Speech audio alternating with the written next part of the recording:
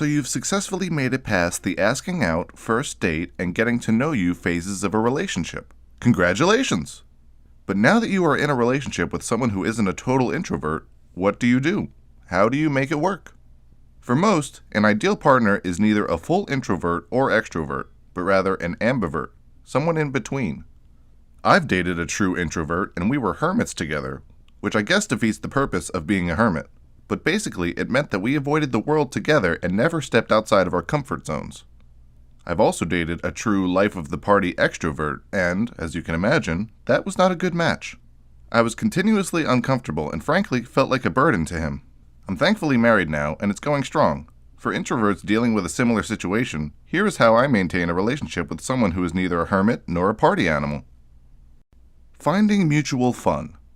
As an introvert, I have certain activities that recharge me spiritually. These include hiking, biking, reading, playing video games, and watching movies or TV. Luckily, he likes all these activities too. Mutual interests are important in any relationship. But for an introvert, I think it is particularly important that your partner likes doing some of the things that recharge you. This way, you can share those moments when you want to.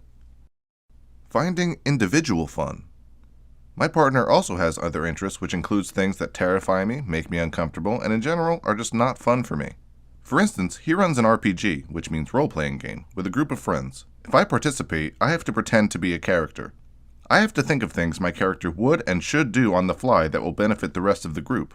I suck at it, and I spend the whole time as a huge stress ball, afraid of saying something stupid and disappointing the rest of the group.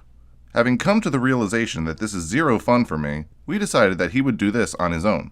So, my second recommendation is to each have your own interests, hobbies, and activities and to give each other space to do them. He now goes to his RPG group and I have a day to myself. Being honest. It took a while to get comfortable enough to do this, but I finally talked to my partner about being an introvert. I shared with him things that can be hard for me and what it does to me to be placed in loud, outgoing, extrovert situations. For some things that have no impact on our lives, we mutually decided to avoid them. For example, we do not engage with people at those kiosks in the middle of the mall. We skirt around them and go about our business because they freak me out. For other things that are not reasonable to avoid, we developed a signal system. I don't want to avoid hanging out with friends or go to events with crowds, but we developed signals that would allow me to subtly tell him that I need a break. That might mean that I go outside for a little bit or find a quiet spot, or it might mean that I need to leave while he can stay. We've worked it all out in advance so that I'm not having a meltdown internally with no way to get out. Comfortable silence. A good partner for an introvert will be able to experience comfortable silence. This is the ability to be together without a need to fill every moment with activity and words. It can take time for a relationship to get to this point, but it is rewarding to be able to enjoy each other's company while also being in your own thoughts.